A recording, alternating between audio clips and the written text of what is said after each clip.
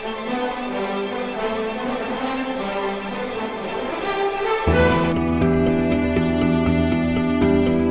back, friends. We're considering various flowers representing the virtues of Our Lady. We finished off with the red rose and the charity of our Blessed Mother. Now we're going to consider her purity, evidenced by the white lily. St. Alphonsus Liguori will write, "The more pure our heart is, and the more empty of self, the more it is filled with love of God. After the fall of Adam, man's senses became rebellious to reason. As a consequence, chastity is the most difficult of all virtues to practice.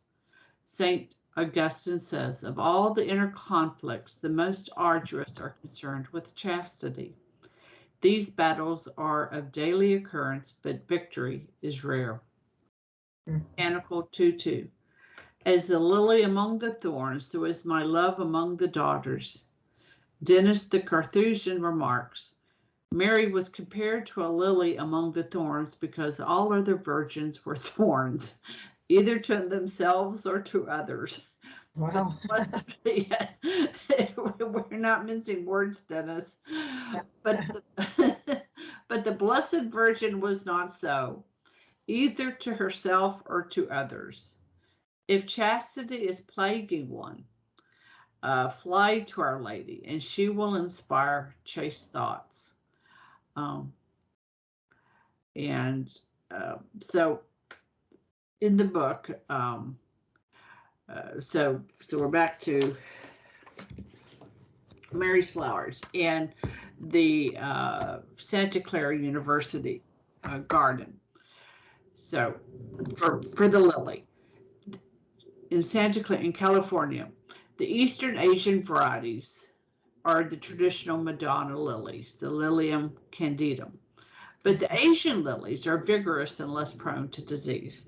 So what I'm trying to say there is that if a particular flower, such as the white lily with the gold anthers, so the whiteness of purity, the gold of her glorious coronation, that sort of thing, doesn't grow in your garden, in your area, feel free to adapt as these, I believe they were Carmelites, did with their garden. So they put in an Eastern Asian variety as opposed to being, the European white one. Ways to foster the virtue of purity. And so here are some suggestions. Keep custody of the eyes and avoid near occasions of temptation. Dress modestly. Avoid suggestive movies and shows. Because it is very hard to eliminate these images from the mind. Guard against improper or crude language. And my goodness, how hard that is. I was looking for a birthday card for a dear loved one. And I was just, oh my gosh. The S word, the F word. It just, awful. It's astounding. I mean, and now you have, the ridiculousness that to be chaste is to be, I don't know, judgmental, right? I mean, to try and provide an area of innocence that children can grow up without being tainted by being overtly sexualized is now, the rallying cry of many people on the left is, no, they must be debauched. They must be debauched, right? I mean, and we're living in that world of cacophony, right? I mean, the fact that you can't even pass a law in Florida that says that, you have to maintain the innocence of children from kindergarten through third grade. Okay, we're not even asking, and for heaven's sake, shouldn't we always be promoting innocence? I don't know. It seems to me a reasonable thing as a parent, but that would be criticized.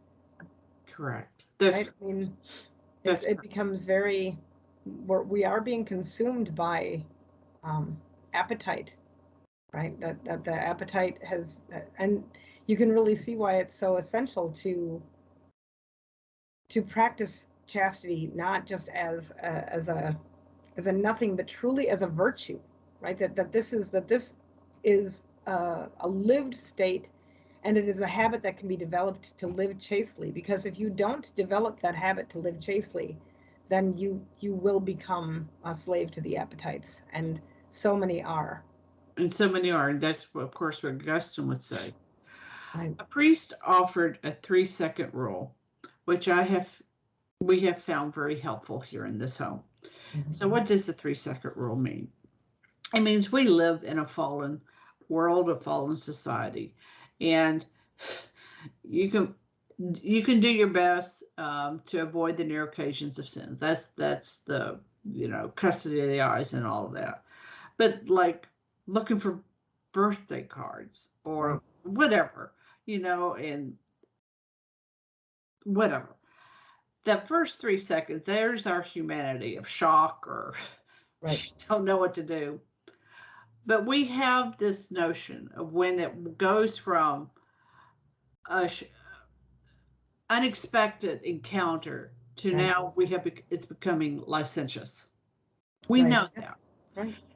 And so he offered, okay, the first 3 seconds we have our human psychology, but after that, Right. when we regain our wits, as it were, Right. that's when we need to Right. get The ourselves. heroic moment is, right? It's where that heroic moment is, right? It's sort of like in the morning too. The alarm goes off. You hear it. At first, it's just a shock, but then there is that moment in the intellect where you think, "Oh, I can turn it off and get up right now, or I can turn it off and go back to bed." And it's the same thing there, right? I mean, the heroism comes in choosing the best path at the moment. And yeah, people have to have a recognition that we're not just slaves to the appetite. There comes a moment when the human person um, is capable of engaging with himself in the intellect. That's right. That's right. And I think that's probably where chastity is, right? Is that it's that moment of engaging the will and then fleeing, right? Like I often think like, so many of these people who will talk about, oh, I was in this bad, or like, I don't know, like kids at college, or the situation with Kavanaugh, like when you had this whole debacle about an accusation, right? And I often think for women, right, there comes a moment where you recognize, I mean, and this is not taking into account like terrible, like random rapes that just happen out in the secular society, but like, I mean, you're just somewhere and something happens to you. That's not what I'm talking about. It's the point at the night where you recognize, right? Like you said, like it's like looking at the cards, right? And you recognize, oh, wait a minute, something's going on here, and I have to make a decision right now. Do I continue looking at it and feeding that part of my appetite, or do I leave? And I think a lot of people just they ignore that moment, and I think you could only call it a heroic moment, right? That moment of heroism when the practice of virtue becomes habituated within you, as opposed to simply sliding into vice. I don't think anyone chooses vice, right? A lot of times and I think we've talked about that statement where, and I don't know who the saint is. I guess we should look it up. But where he said, most people do not become vicious because they love vice. They become vicious because they become bored with goodness, right? Mm. So we just have to. It's that, and you think of Our Lady, how what a blessed state it must have been for her that there was never a boredom of the soul, right? Not that she would flirt with. It was just always a moment lived in the presence of God. So to be able to always turn to Him. Mm-hmm. That's right. And so frequent confession, awareness of our own failings, and communion with Our Lady as an ever-present help is a sure guard against attacks of purity. Saint Faustina will round out purity with a thought from Faustina. She is a nun, presumed somewhat cloistered there in Poland. She had been begging Our Lady for this gift for a long time. So it's not always a question of circumstance, because she's a confessed nun. You would think that goes without saying. Mhm. Therefore, it was through the intercession of the Blessed Virgin Mary that Saint Faustina acquired this marvelous gift of perfect chastity. Let us all turn to the most pure and immaculate heart of Mary and beg for purity of mind, heart, body, and soul, and even intention. So that may have been where Saint Faustina, right? It's our intentions need to be pure as well. Right. All right, my friends. In the next episode, we're going to pick up the humility of Our Lady, represented by the violet. Till then, Fides Ratio.